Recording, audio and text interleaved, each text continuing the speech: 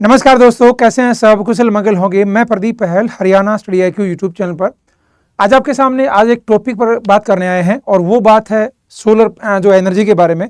और ये solar energy जो हम इंडिया और फ्रांस दोनों ने सोचा कि चलो यार कुछ ऐसा करते हैं कि क्योंकि आपको पता होगा आने वाले समय में पानी एक दिन ख़त्म हो जाना है, या फिर हम बात करूँगा तो क्योंकि पानी की जो एक ज़रूरत एक तरीके से हर जगह पानी की उपलब्धता नहीं है, तो उस पानी से आपको बिजली बनाने की बात आती है तो वो भी एक दिन सोर्स जो है इतना सारा ग्रीन हाउस हो रहा है, इतनी सारी गर्मी एक तरीके से मतलब जो है बढ़ रही है, तो ग्लेशियर पिघल रहे हैं। तो ग्लेशियर पिघल रहे हैं तो फिर डेफिनेटली जो है एक दिन वाटर लेवल ही बढ़ेगा और कुछ नहीं बढ़ने वाला है। कोयले की बात करेंगे तो कोयले से बिजली बनती है, तो कोयले का भंडार एक दिन खत्म हो जाना है।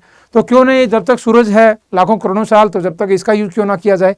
तो उसके लिए हमने सोचा कि एक ऐसी संस्था बनाई जाए, और उस संस्था की जब हम बात करें जिसका हेडक्वार्टर आपको अपने देश भारत में ही दिखता है, और वो हरियाणा में, भारत में हरियाणा के गुरुग्राम में स्थापित है। उस ISA की बात करता हूँ तो उस एक लिस्ट की जब हम बात करेंगे तो उसका नाम आप देने वाले हो कि अर्मीनिया जो है ऑफिशियली मेंबर बन गया, 104वां मेंबर बन गया है। किसका? 104वां सदस्य इंटरनेशनल सोलर अलायंस का बन गया है। एक आप कमेंट करके मुझे बताइएगा, और नीचे कमेंट सेक्शन में मुझे चाहिए कि वर्तमान में ISA का हेड कौन बना है। एट प्रेजेंट कुछ कोई चेंज किया गया है, कुछ थोड़ा सा चेंज हुआ है। ISA का चेयरमैन वर्तमान में कौन है, डायरेक्टर कौन है, फटाफट एक बार कमेंट करके बताना मुझे, ठीक है। तो ये अभी 104वां सदस्य अर्मेनिया बन गया। डिटेल में बात करें उससे पहले मैं आपको बता दूं, हरियाणा PSC के लिए जो है संकल्प जो बैच है, फाउंडेशन संकल्प बैच नंबर 10, वो अभी हाल ही में आ गया है। तो जाकर के फटाफट आप हमारे यहाँ इसके साथ जुड़िएगा। स्टडी IQ ऐप डाउनलोड करना पड़ेगा इसके लिए, और इसके लिए जब मैं बात करता हूँ तो आप केवल लगभग आपको 12,000 रुपये में PDK लाइव आप कूपन कोड लगाओ और हरियाणा PSC का इस बैच में जुड़ सकते हो। तो चलो हम बात करते हैं क्या। तो अर्मेनिया, आप इस तरीके से अर्मेनिया को देखते हैं, जिसके एक जगह अजरबैजान आपको देखने को मिलेगा, अर्मेनिया आपको इधर देखने को मिलता है, ठीक है। अर्मानिया जो है हम बात करते हैं तो, और वहीं आपसे पूछे तो रिपब्लिक ऑफ जॉर्जिया है, इधर टर्की पड़ता है, एक साइड इधर अर्मानिया पड़ता है, ठीक है, अजरबैजान पड़ता है। अजबाकिस्तान की जब बात करेंगे तो वो यहाँ पर पड़ने वाला है जब आप वर्ल्ड के मैप में देखते हैं तो, ठीक है। तो ये US जो है इसको बोलते हैं, किसका सदस्य बना है अर्मेनिया? वो बना है किसका? ISA का, इंटरनेशनल सोलर अलायंस का हेड बना है, उसका एक सदस्य बना है। ये सभी एक तरीके से रिसेंटली जब इंटरनेशनल सोलर अलायंस की वेबसाइट पर देखेंगे तो इस तरीके से आप देख रहे होंगे कि हम भी इसके जो है संस्थापक जो है सदस्यों में से एक माने जाते हैं। रिसेंटली वही जो है जब हम लगभग हमने 100 जो है कुछ टाइम पहले ही 100वां जो कंट्री था वो ऐड हमारे यहाँ हुआ था, लेकिन वर्तमान में इनकी संख्या 104 हो गई है, ठीक है। जहाँ तक हम बात करेंगे तो कमीशन जो है मैसेज पोस्ट के अनुसार अभी हाल ही में republic of Armenia has officially become 104th member of international solar alliance, ठीक है। And Armenian embassy in India inform, ये अभी हाल ही में इन्फॉर्म किया गया है। तो उसकी जब हम बात करेंगे तो ये अर्मेनिया 104वां सदस्य बन गया। वैश्विक ऊर्जा सहयोग के लिए एक महत्वपूर्ण मील का पत्थर है। 2015 में जो है इसकी स्थापना करी गई थी ISA की, ठीक है, कि भाई उसमें क्या है, सौर ऊर्जा को अपनाना, उसकी लागत कम करना और नवाचार को बढ़ावा देना इसका प्रमुख लक्ष्य था। और ये कहा गया कि अभी ये डिमांड उठ रही है कि विश्व भर में एक जो है ग्रिड बनाया जाए इसका, क्योंकि आपको पता होगा स्टार्टिंग में जब ISA में जो मेंबर बनाए जाने की कंडीशन थी वो थी कि जो ट्रॉपिक ऑफ कैंसर और ट्रॉपिक ऑफ कैप्रिकॉर्न के बीच में जो देश हैं वो इसमें शामिल हों, क्योंकि उसमें 365 में से लगभग 300 दिन वहाँ पर सूरज निकलता है, तो और वो सौर ऊर्जा पर ध्यान दे सकते हैं, सोलर एनर्जी प्रोडक्शन करने में ध्यान दे सकते हैं। हमने भी टारगेट रखा था कि 2022 तक हम लगभग 100 गीगावाट जो है एनर्जी, सोलर एनर्जी का प्रोडक्शन करेंगे, लेकिन हम उसको अचीव तो नहीं कर पाए थे। कोरोना के चलते हमारे 1.5-2 साल खराब हो गए थे इसके चलते।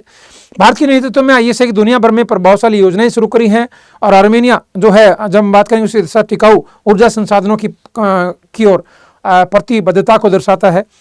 इसके तहत लगभग 2030 तक ISA कह रहा है कि हम लगभग 1000 बिलियन अमेरिकी डॉलर जुटाने की ISA की लक्ष्य है। तो ये टारगेट जरूर आप याद रखना, लगभग 1000 जो है 1000 बिलियन अमेरिकी डॉलर जो है जुटाए जाएंगे इसके तहत, ये बोला गया है। रिसेंटली एक और रिपोर्ट आई, ISA ने एक रिपोर्ट दिया था कि भाई ग्लोबल जो सोलर पुश जो है वो क्रिएट लगभग 27 मिलियन जॉब्स बाय द 2050।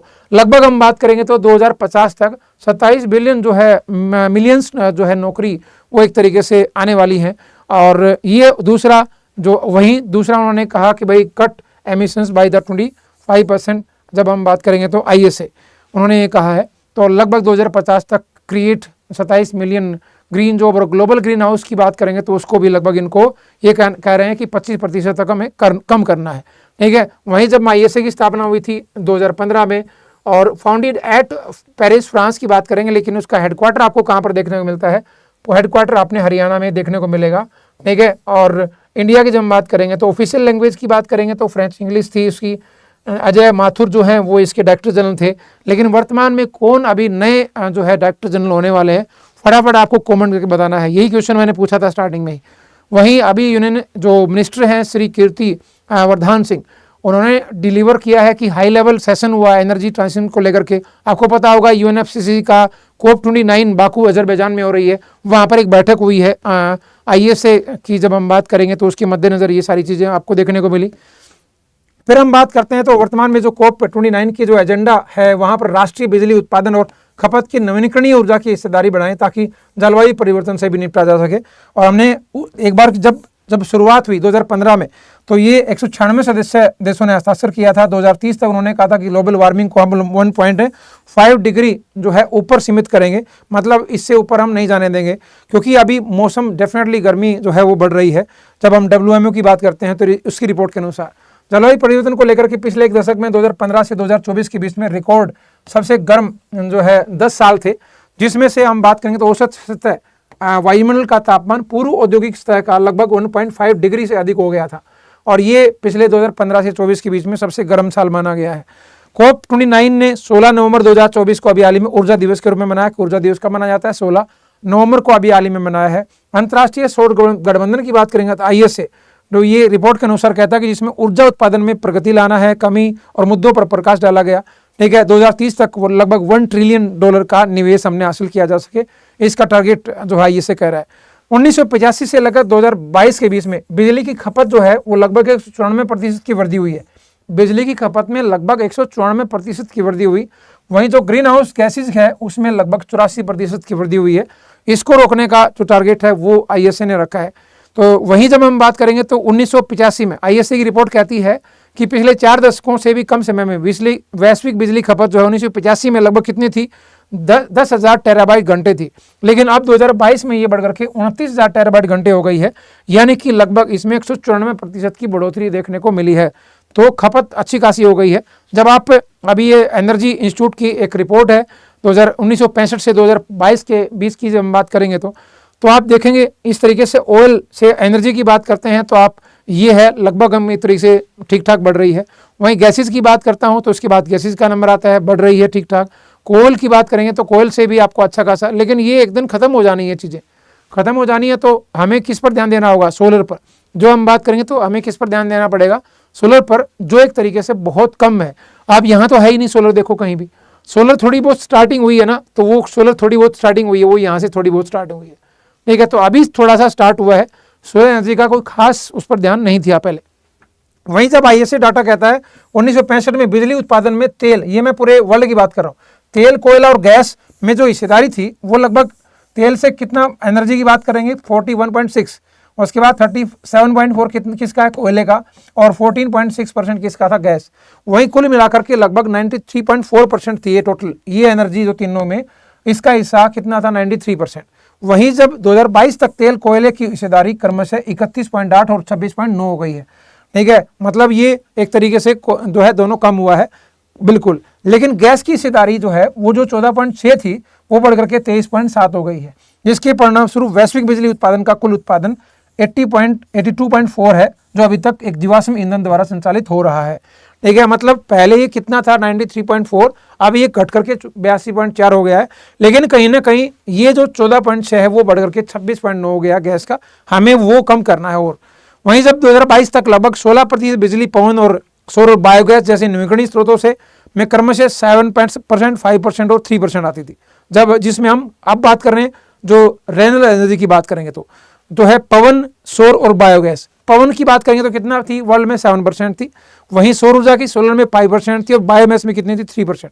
कुल मिलाकर के ISA रिपोर्ट बताती है कि बिजली उत्पादन में नवीकरणीय ऊर्जा की हिस्सेदारी 1965 में 6.5 से बढ़कर के 2022 में ये 13.6 हो गई है, मतलब ये अब बढ़ा है, लेकिन अब ये और तेज गति से बढ़ने वाला है, ये तो आप अनुमान लगाते हैं।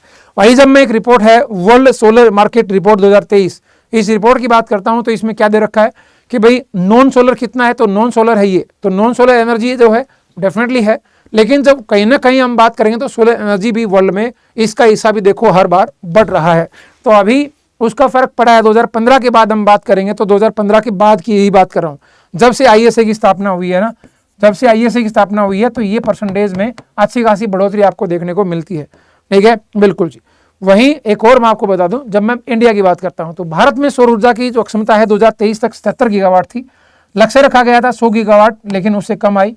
देश में 2050 तक हमने 500 गीगावाट जो है स्थापित सौर एनर्जी क्षमता का प्राप्त करने का लक्ष्य है। 70 तक हम कह रहे हैं कि हम कार्बन उत्सर्जन को जीरो लेवल तक पहुंचा देंगे, ये टारगेट हमारा इंडिया का है, ठीक है। देखते हैं आने वाले समय में क्या होता है, ठीक है। और उसमें हम 2030 तक, वहीं जब हम बात करें सभी राष्ट्रों ने कहा कि 2030 तक कार्बन उत्सर्जन 45% तक कम करने के लिए वैश्विक तापमान की जो वृद्धि है, तापमान की 1.5 डिग्री तक जो है उसको एक तरीके से मतलब सीमित करना है, उसको रोकना है वहाँ पे, ठीक है। तो अभी हाल ही में मीटिंग चल रही थी कोप में, उसमें कई सारी चीज़ें देखने को मिली हैं। कई सारे उसमें क्या है कि चुनौतियाँ भी हैं, जिसमें हम बात करें सबसे पहले कि भाई सोशल इकोनॉमिक और एनवायरमेंट बैरियर्स हैं कि अलग अलग हम जैसे वित्तीय लागत आती है, उसमें अच्छी खासी भूमि की खपत होती है, कार्बन डाइऑक्साइड की जो है उसको कम करने की सौर ऊर्जा की क्षमता आदि कई सारी कारक उसमें शामिल हैं। सबसे पहले हम पोषण की बात करेंगे, जीवाश्म ईंधन सब्सिडी, ठीक है, तो इसमें कुल आवंटन में विकृत कर रही है, जिससे अन्यथा सामाजिक और पर्यावरणीय कल्याण को बढ़ावा देने में स्थानीय संसाधनों की ओर उसे मोड़ा जा सकता था। उसके बाद ऊर्जा भंडारण की बात करूंगा तो ये सारी चीज़ें आप देखने को मिलती हैं। वहीं अभी हाल ही में 60% जो investment to slash solar energy cost by up to 60% ये आपको कम देखते हुए आप पा सकते हैं। इंडिया की बात करेंगे तो ये है इंडिया की capacity of renewable power in India by sector नहीं कहते से मैं बात करूं नॉन सोलर कितनी है, तो नॉन सोलर 15 से लेकर के अभी तक आपको ये दिखाई देगी, और सोलर में हम बात करेंगे तो हम अच्छा खासा बढ़ गए हैं और वो है 63,193, ये 22 तक है। लेकिन जब आप एक रिपोर्ट के अनुसार देखते हैं, इस रिपोर्ट में कहते हैं देखो जहां 2010 में हमारी जो सोलर एनर्जी केवल कैपेसिटी कितनी थी 161 जो है मेगावाट में थी, लेकिन अब 2024 में ये बढ़कर के लगभग कितनी है 81,813 मेगावाट, ठीक है। तो अब ये डेफिनेटली संख्या बहुत day by day year by year जो है वो बढ़ रही है। वहीं जब मैं पूरे अपने देश में स्टेट वाइज बात करता हूँ तो स्टेट में राजस्थान सबसे ज़्यादा एनर्जी का प्रोडक्शन करता है सोलर में। वहीं 2016 में ये कैपेसिटी 1317 जो है मेगावाट में थी, और वहीं अब बढ़ करके लगभग हम बात करें 2023 31 मार्च 2023 में ये 17,055 मेगावाट है, जो सबसे ज़्यादा है राजस्थान में। फिर गुजरात और मध्य प्रदेश का नाम आता है। जहाँ तक हम हरियाणा की बात करेंगे तो हरियाणा जो है जो पहले केवल 53.27 मेगावाट कैपेसिटी थी, आज हमारी बढ़कर के लगभग 1,029 मेगावाट है जब हरियाणा की बात करेंगे। तो एक बार आप कमेंट करके ये भी बताना कि हरियाणा का पहला सोलर प्लांट कहाँ पर लगाया गया था, ये भी मुझे एक बार कमेंट करके बताइएगा फटाफट से। वहीं कुछ प्लांट हैं जैसे तेलंगाना में अब सोलर पावर प्लांट है लगभग 12 मेगावाट का यहाँ पर स्थापित है। उसके अलावा महाराष्ट्र में सोलर पावर प्लांट है, महाराष्ट्र में 67 मेगावाट का स्थापित है। रूफटॉप सोलर प्लांट है पुणे रेलवे स्टेशन, तो रेलवे स्टेशनों के ऊपर आपको पता होगा रेलवे भी कह रहा है कि हम 2030 तक लगभग हम 30 हमारा टोटल का हम बात करेंगे 2030 तक लगभग 60% बिजली हम रेन्यूएबल एनर्जी मतलब सोलर हो या पवन हो इन एनर्जी का प्रोडक्शन करके हमारी एनर्जी का वो होगा। एक है सोलर हीटिंग प्लांट है राजस्थान में, ये स्थापित है। तो इस सारी चीज़ें आपको देखने को मिली। तो आप डेफिनेटली ये टॉपिक आपको मैं डेली इस तरीके के टॉपिक लेके आता हूँ। कैसा लगता है आपको कमेंट करके जरूर बताना, आप जो भी आपको लगता है कि हाँ एक सही आपको आपके मन में जो आता है कि हाँ ये बिल्कुल सही एक टॉपिक्स हैं, आप इनको लेके आया करो, तो कमेंट करके जरूर बताइए। अपना कीमती जो है कमेंट मुझे नीचे चाहिए। दूसरा, और यदि आप आने वाले समय में हरियाणा पीएससी का मतलब अब की बार चाहिए या पहली बार कोई दे रहा तो पहली बार में सिलेक्शन चाहिए, और प्री मेंस और इंटरव्यू मॉक इंटरव्यू सब चाहिए आपको, और फाइनल सिलेक्शन चाहिए, तो डेफिनेटली आप स्टडी IQ ऐप को डाउनलोड करके ये संकल्प फाउंडेशन बैच नंबर 10 आप जारी कर सकते हैं। उसमें अपने आप को एनरोल करें। इसमें आप जब स्टडी IQ ऐप को डाउनलोड करेंगे तो वहाँ पर आप स्टेट PSC में इस तरीके का देखेंगे, क्लिक करेंगे हरियाणा PSC पर, ये दिखाएगा 14,999 रुपये। लेकिन इसमें वो सारी चीज़ें ये 25 नवंबर को जब हम बात करेंगे तो बैच स्टार्ट हो रहा है 25 नवंबर मतलब अभी 2 दिन बाद। तो ये अभी हाल ही की जब बात करेंगे तो इसमें आप कई सारी फैसिलिटीज़ आपको 1000+ लाइव क्लासेस मिलती हैं, अब मॉक टेस्ट आपको मिलता है, टेस्ट सीरीज आपको मिलती हैं, ठीक है, 1-to-1 मेंटरशिप मिलती है, और क्या चाहिए आपको, बायलिंगुअल आपको पढ़ा जाता है। जब उस पर क्लिक करते हैं तो आपको इस तरीके से दिखाता है, लेकिन आप इसको बाय नाउ करेंगे। बाय नाउ करने से पहले यहाँ पर फ्री ऑफर अवेलेबल है, क्लिक करते ही आपको यहाँ पर एक कूपन कोड लगाना है। ये कूपन कोड लगाएंगे, ये वाला अप्लाई करेंगे तो 2,999 का बेनिफिट आपको मिलेगा, जिससे आप ये कम होकर के 11,999 हो जाएगा। बाय नाउ करिए, बाय नाउ करके आप इस तरीके से आपको दिखेगा, पे करिए 12,000 रुपये, प्रोसीड टू पे, और प्रोसीड टू पे करेंगे जैसा आपको लगे, यूपीआई, क्रेडिट कार्ड, वॉलेट, किसी तरीके से आप इसको यूज़ कर सकते हैं। फटाफट यदि आपको चाहिए, अब की बार सिलेक्शन चाहिए ही चाहिए, तो हमारे साथ जुड़ करके और इस मौके का फ़ायदा उठाइए। और सुबह सुबह कैंडा फ्री क्लास जरूर लगा लिया करो, 7 से 8 बजे तक मैं नेशनल, इंटरनेशनल, हरियाणा सब आपको कवर करता हूँ, मज़ा आएगा। तो आज के लिए इतना ही, bye bye, thank you, have a nice day, Jai Hind, जय भारत, जय हरियाणा।